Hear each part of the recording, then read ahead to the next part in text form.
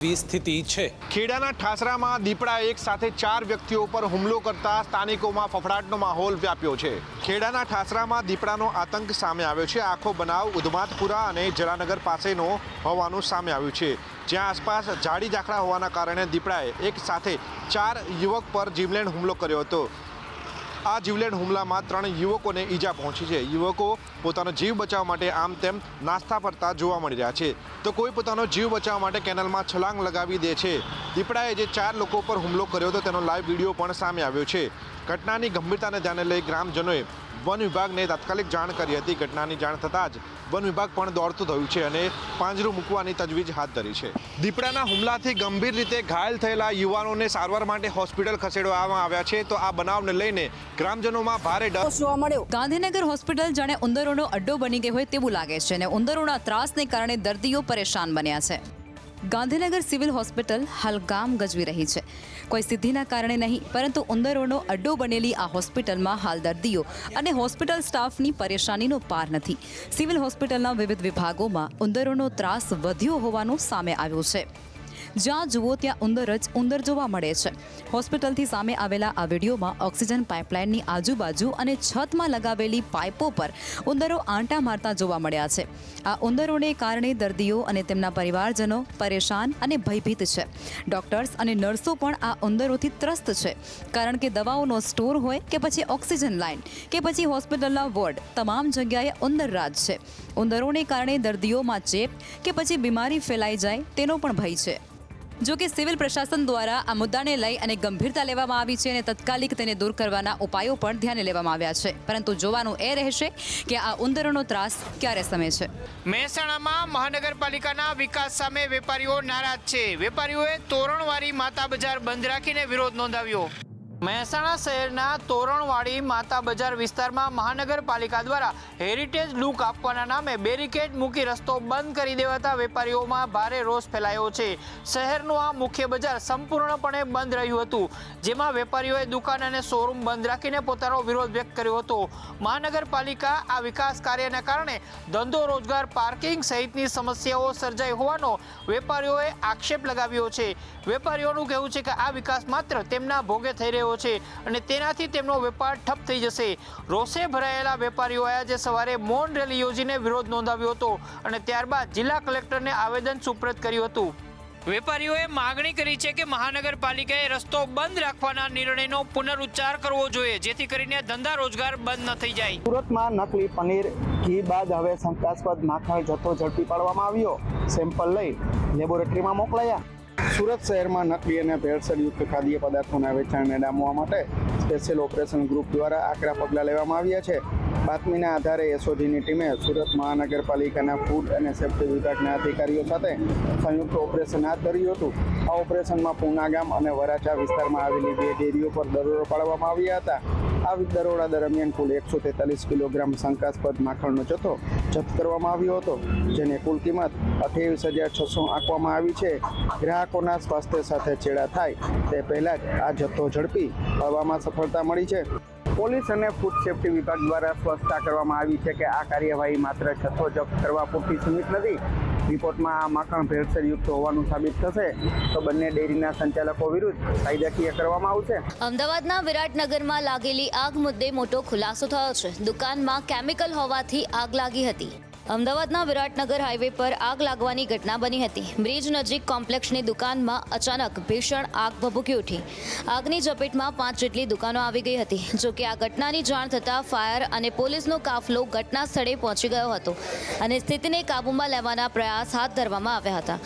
જોકે હવે ખુલાસો કંઈક એવો થયો છે કે બ્રજેશ્વર કોમ્પ્લેક્સની દુકાનમાં કેમિકલ હતું અને કેમિકલનું આગથી ટેસ્ટિંગ કરતા હોવાનો દાવો સ્થાનિકો દ્વારા કરવામાં આવ્યો છે। કોમ્પ્લેક્સની 5 દુકાન આગની ઝપેટમાં આવી હતી, જેમાં વ્યાપક નુકસાન પહોંચ્યું છે। વિકરાળ આગને કાબૂમાં લેવા માટે 13 જેટલા ફાયર ફાઇટર ઘટના સ્થળે પહોંચ્યા હતા। અથાગ મહેનત બાદ આગ પર કાબૂ મેળવવામાં આવ્યો હતો। રાજકોટમાં ફી મામલે પ્રિન્સિપાલે દાદાગીરી કરી કહ્યું કે તમારે મંત્રી કે સાંસદ જેને કહેવું હોય તેને કહી દેજો। જોકે પછી વળતા પાણી થયા। વીએમ મહેતા આયુર્વેદિક કોલેજના વિદ્યાર્થીઓની ફી મામલે કોલેજના પ્રિન્સિપાલ રવિકાંત ગોહિલની દાદાગીરીનો વિડીયો વાયરલ થયો હતો, જે બાદ તેઓએ સ્પષ્ટતા કરી હતી અને NSUIના કાર્યકરનું નિવેદન પણ સામે આવ્યું છે. RDB મહેતા અને તેના ટટ્ટુએ વિદ્યાર્થીઓને એવું દબાણ કરેલું કે તમને કોઈ તપાસ ટીમ આવે તમારે એમ જ કહેવાનું અમારી પાસે એક પણ જાતની રૂપિયાની વધારાની ફી લેવામાં નથી આવતી.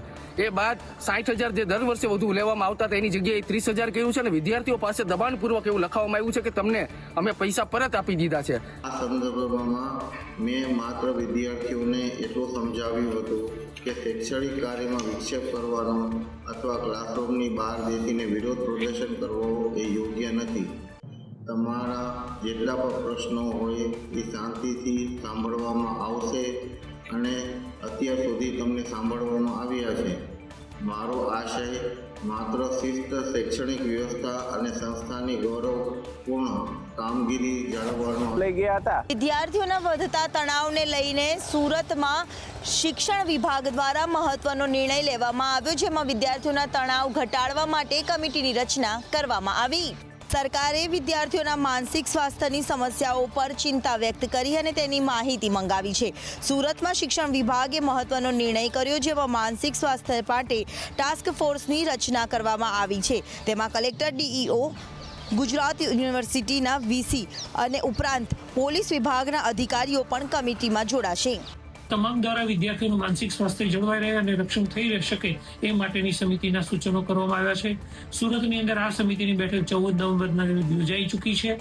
આગામી પરીક્ષાની અંદર અથવા તો પરીક્ષા સમય દરમિયાન વિદ્યાર્થીઓ કોઈ પણ પ્રકારનું માનસિક સ્વાસ્થ્ય ન ગુમાવે એ માટે હેલ્પલાઇન નંબરો પણ જાહેર કરવાની વાત છે. નોટિસ બોર્ડ ઉપર લગાવવા માટેની પણ સૂચન કરવામાં આવ્યું છે. ભણશે ગુજરાત અને શિક્ષે ગુજરાતના મોટા દાવા હાલ ધૂળ ખાઈ રહ્યા છે. રાજકોટમાં 2 વર્ષથી તૈયાર થઈ ગયેલ શાળા હાલ શોભાના ગાંઠિયા સમાન છે. રાજ્યમાં ઘણી જગ્યાએ સ્કૂલ છે તો શિક્ષક નથી, શિક્ષક છે તો બાળકોને બેસવા બિલ્ડિંગ નથી. જ્યારે રાજકોટમાં કરોડોના ખર્ચે સરકારે અંગ્રેજી સ્કૂલ તો બનાવી દીધી, પરંતુ સ્કૂલને ખુલ્લી મૂકવાનું સત્તાધીશો અને અધિકારીઓ ભૂલી ગયા હોય તેવી સ્થિતિ સર્જાઈ છે. કારણ કે ભગવતીપરામાં સ્કૂલ નંબર 100નો બિલ્ડિંગ 2 વર્ષથી તૈયાર થઈ ગયું છે, પરંતુ સ્કૂલને હજુ સુધી વિદ્યાર્થીઓ માટે ખુલ્લી મૂકવામાં નથી આવી, જેને લઈને જાગૃત નાગરિકે રાજ્યના શિક્ષણ વિભાગ ઉપરાંત મુખ્યમંત્રીને રજૂઆત કરી છે.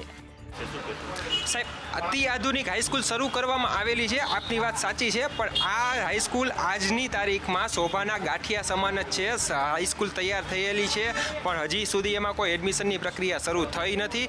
બીજું કે ભગવતીપરામાં શાળા શરૂ કરેલ છે. રાજકોટનો વિસ્તાર ક્રાઇટેરિયા ખૂબ. અંગ્રેજી માધ્યમની ખાનગી સ્કૂલોની અંદર ફી વધારે હોવાથી મધ્યમ વર્ગીય વિદ્યાર્થીઓ આ સરકારી સ્કૂલ શરૂ થાય તેની રાહ જોઈને બેઠા છે. તો બીજી તરફ સત્તાધીશોના અણધડ નિર્ણય અને સાથે જ નેતાના હસ્તે લોકાર્પણની રાહમાં આ સ્કૂલ શાંત થયો. સુરતના ચૌટા બજારમાં વર્ષોથી દબાણ હોવાના આક્ષેપ બાદ હવે પૂર્વ પ્રમુખે મેયરને પત્ર લખ્યો છે. સુરતના પોચ વિસ્તારમાં એવા ચૌટા બજારમાં સ્થાનિક લોકોને મુશ્કેલી ન પડે અને સફાઈનો અભાવ ન રહે તે માટે નીતિન ભજીયાવાલાએ પત્ર લખ્યો છે. મને જે દેખાયું છે તે અહીંયા ઘડી દબાણ, પાર્કિંગ, આ બધી જે સમસ્યાઓ છે, સફાઈની સમસ્યા, ચૌટા બજારમાં રાત્રિ સફાઈ માટેના કોન્ટ્રાક્ટ અપાયા છે, પણ આ લારી ગલ્લાના દબાણવાળા મોડી રાત સુધી અહીંયા આગળ ઊભા રહે છે. એટલે કદાચ કર્મચારીઓ આવતા હશે પણ કંટાળીને ચાલી જતા હોય છે. અગાઉમાં પણ મેં આ પત્રમાં બધું લખેલું છે.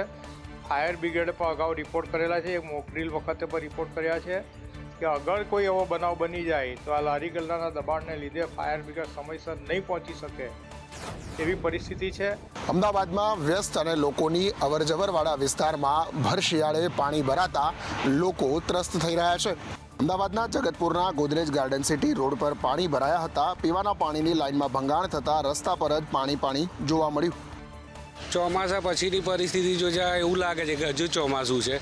ટ્રાફિક જામની બી સમસ્યા રહે છે, લોકોને આવવા જવામાં તકલીફ પડે છે અને લગભગ આજે આ બીજો દિવસ છે પણ કમ્પ્લેનનું રિઝોલ્યુશન આવ્યું નથી. મુશ્કેલીઓ રોજબરોજનું જોતા ઘરની બહાર નહીં કરીએ એટલે પાણીનો સામનો કરવો પડી રહ્યો છે. વાહનો પાર્ક કરતાં તકલીફ થાય છે, આવવા જવામાં તકલીફ થાય છે, ઓફિસ જતા તો કપડાં ગંદા થઈ જાય. ઘણી બધી પરિસ્થિતિ ખરાબ ને એવી છે. હજારો લીટર પાણીનો વેડફાટ થતાં લોકોમાં આક્રોશ જોવા મળ્યો છે. લોકોએ કહ્યું કે અનેકવાર રજૂઆત કરી છે પરંતુ કોઈ નિરાકરણ નથી આવતું. રાજકોટમાં એર શો પૂર્વે સૂર્યકિરણ ટીમનું રિહર્સલ. અટલ સરોવર પર વિમાનોએ દિલધડક કરતબો કર્યા. રાજકોટમાં ભારતીય વાયુસેનાની પ્રખ્યાત સૂર્યકિરણ એરોબેટિક ટીમ દ્વારા આયોજિત ભવ્ય એર શોની તૈયારીઓ હવે અંતિમ તબક્કામાં છે. આ કાર્યક્રમની ભવ્યતાનો અંદાજ આપતા આજે સૂર્યકિરણ ટીમના 6 વિમાનો દ્વારા અટલ સરોવર ખાતે મિની રિહર્સલ કરવામાં આવ્યું હતું. રિહર્સલ દરમિયાન આ વિમાનોએ રાજકોટના આકાશમાં દિલધડક કરતબોની પ્રેક્ટિસ કરી હતી, જેણે આસપાસના લોકોમાં ભારે ઉત્સાહ જગાવ્યો હતો અને 7 ડિસેમ્બર રવિવારના મુખ્ય શો માટેની આતુરતા વધારી દીધી છે. આજે થયેલા મિની રિહર્સલે સ્પષ્ટ કરી દીધું છે કે મુખ્ય શો કેટલો અદ્ભુત હશે. 6 હોક વિમાનોએ એક સાથે ઉડાન ભરીને વિવિધ ફોર્મેશનની પ્રેક્ટિસ કરી, જેમાં તેમની ટીમ સ્પિરિટ અને પાયલટ્સની અસાધારણ કુશળતાનો પરિચય થયો હતો. આ એર શો એ માત્ર એક અદ્ભુત હવાઈ પ્રદર્શન જ નહીં, પરંતુ દેશના યુવાનો માટે પ્રેરણા સ્ત્રોત પણ છે.